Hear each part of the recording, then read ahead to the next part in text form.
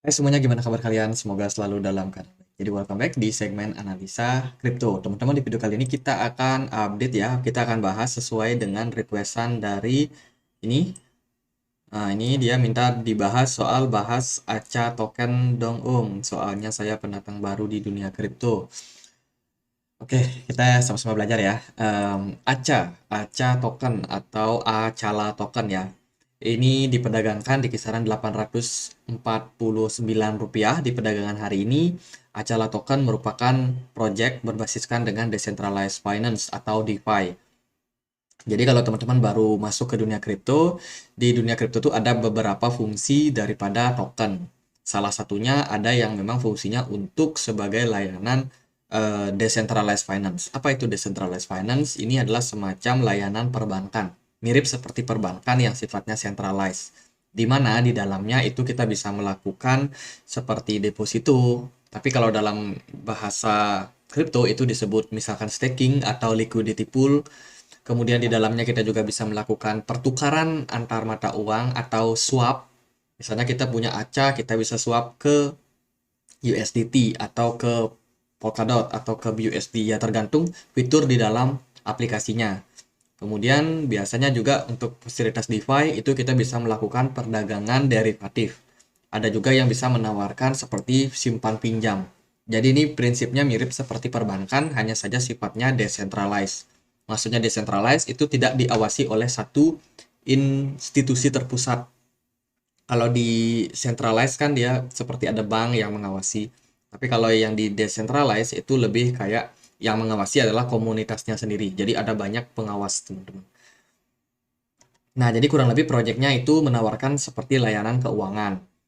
Kemudian untuk ACA sendiri dia punya supply itu sekitar 1 miliar koin. Ya, jadi cukup banyak, sementara yang beredar itu masih sekitar 66% saja. Which is masih ada sekitar 33% lagi yang kemungkinan masih bisa dibikin ke depannya. Nah, mereka bergerak di jaringan dari Polkadot dan sudah melakukan ICO ya. Ini ada tanggal ICO-nya dari 30 Agustus 2021 sampai dengan 3 September 2021. Tapi informasinya agak kurang jelas nih. Nah, buat ACA sendiri bisa diperdagangkan di beberapa exchange, seperti contohnya di Binance, Kraken, kemudian Get.io, OKX, Bybit, Huobi, dan juga Bitget. Nah, kalau kita masuk langsung ke websitenya, kurang lebih tampilannya seperti ini. Acala.network. Teman-teman bisa untuk running webnya. Di dalamnya teman-teman bisa melakukan staking, simpan pinjam, kemudian bisa juga melakukan swap antar koin, teman-teman. Jadi dia ditunjang oleh beberapa em, pendana ya. Ini pendananya cukup oke, dia bergerak di Polkadot. Jadi kalau teman-teman ada yang hold Polkadot itu mungkin akan sangat-sangat efektif kalau kita bisa running di app-nya. Ini kita punya wallet, kita bisa melakukan ACA ini untuk gas fee-nya, kemudian juga ada bridge. Dia bisa bridge antar antar blockchain ya, which is sebenarnya bagus. Ini beberapa keunggulannya, ada transaksi fee yang sangat murah, kemudian juga ada sistem keamanan yang juga sudah dipatenkan oleh Polkadot sendiri. Jadi ini pihak-pihak yang mendukung ekosistem ini, teman-teman. Nah, di dalamnya kita bisa lihat nih distribusi koin. Kalau kita perhatikan ya, secara overall itu Whales punya kepemilikan yang sangat banyak. Sekitar ini Whales account. Dia punya sekitar 87% dari total seluruh koin yang beredar. Which is Whales yang sebenarnya punya kontrol terhadap project ini untuk sebenarnya, untuk kenyataannya, teman-teman. Kalau kita perhatikan ini kepemilikan Whales-nya cukup besar, sekitar 189 juta koin dimiliki oleh pemilik wallet ini. Kemudian ada 172 juta koin itu dimiliki oleh berada dalam fitur DEX-nya ya, dalam fitur loan. Kemudian ada 26 juta sekian ini dimiliki oleh pemilik wallet ini. Jadi bisa dibilang Whales itu punya kontrol yang penuh terhadap proyek ini. Yang Whales-nya yang ini, teman-teman. Nah, yang jadi masalah adalah proyek-proyek DeFi tersebut itu punya satu kendala, yaitu regulasi. Regulasi dari DeFi. Pertama, itu ada dari Department of Justice. US Department of Justice Hard Approach to DeFi Hacker and Exploiter. Jadi bisa dibilang regulasi daripada decentralized finance ini belum rampung untuk sekarang ini. Jadi bisa dibilang proyek-proyek DeFi rata-rata pada terseok-seok. Belum lagi SEC yang memang dari tahun lalu, beberapa tahun lalu memang belum mengkonfirmasi regulasinya belum selesai. SEC isyaratkan DeFi termasuk sekuritas dan akan diregulasi. Ini tentunya menjadi sesuatu yang jelek. Kenapa? Karena yang namanya decentralized itu hanya bisa berlaku ketika dia decentralized.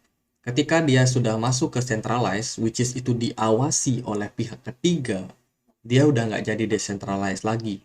Dan itu sangat-sangat buruk buat ekosistem daripada ya DeFi ya. Tapi yang jadi masalah adalah memang ketika tidak diregulasi, DeFi ini banyak sekali masalah seperti hacking, pencucian dana, jadi dan lain sebagainya itu. Makanya sepertinya pemerintah agak inisiatif nih buat melakukan regulasi. Jadi ya itu, ada positif, ada negatifnya. Toh kalau nanti sudah selesai diregulasi, dia udah nggak decentralized lagi teman-teman. Sudah kehilangan decentralized-nya dan ya bisa dibilang centralized juga. Jadi gitu. Nah, kalau kita lihat ya dari segi pergerakan harga, ACA ini terus mengalami penurunan.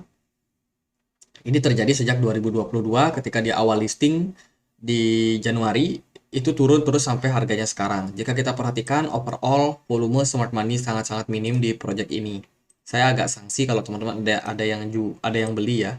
Ada yang beli dan berharap harganya naik. Mungkin akan agak sulit teman-teman. Karena kalau kita compare sama pergerakan Bitcoin misalkan, Bitcoin itu whales-nya banyak. Teman-teman bisa perhatikan di sini ada banyak whales yang melakukan perdagangan Bitcoin, bikin harganya ke trigger naik. Ya kan? Ketika Bitcoin wheels-nya juga cukup besar, di sini dia bisa ngepump, bisa bikin all time high baru. Jadi wheels ini sangat-sangat penting ya pengaruhnya di market. Kalau teman-teman trading di ACA, kemungkinan teman-teman akan terus loss karena ya tidak ada wheels yang terlalu beraktivitas, yang banyak aktivitas untuk menggerakkan dari pasarnya. Meskipun kalau kita perhatikan dari bulan Februari itu volumenya terus menguat, tapi tidak ada pergerakan wheels yang cukup signifikan. Jadi di sini saya agak sanksi memang kenapa ya itu karena wheels tidak tertarik untuk memperdagangkan ACA sendiri. Kalau kita perhatikan juga dari segi support and resistance, sementara ACA udah breakdown, dia berada dalam all time low baru dengan posisi tekanan seller yang juga cukup kuat.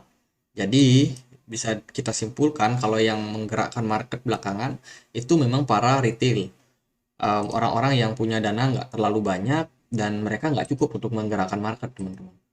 Detailnya terus jualan sehingga pergerakan dari harga ACA itu terus drop, berulang kali drop ya. Sempet sih beberapa kali mengalami kenaikan seperti spike di sini, cuman karena dia sering bikin wick kayak gini menurut saya tekanan sellernya masih sangat kuat. Jadi bisa dibilang kalau buat project ACA ini saya agak pesimis lah bisa dibilang.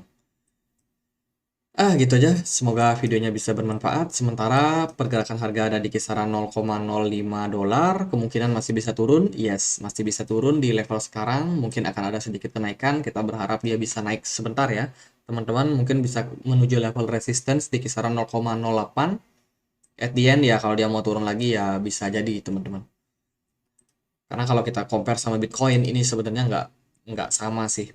Bitcoin justru naik dari Januari hingga bulan April lumayan. Sementara ACA sendiri di Januari dia nggak kemana-mana. Mana Januari di sini kira-kira ya. Januari di sekitaran sini dia naik sedikit. Di bulan Februari dia udah drop lagi.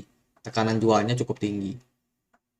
Jadi kurang lebih kayak gitu sih buat ACA. Semoga bisa bermanfaat dan kalau ada pertanyaan lain, ada koin lain buat dibahas bisa langsung tulis di kolom komentar. Sekian aja akhir kata saya Andri. Makasih.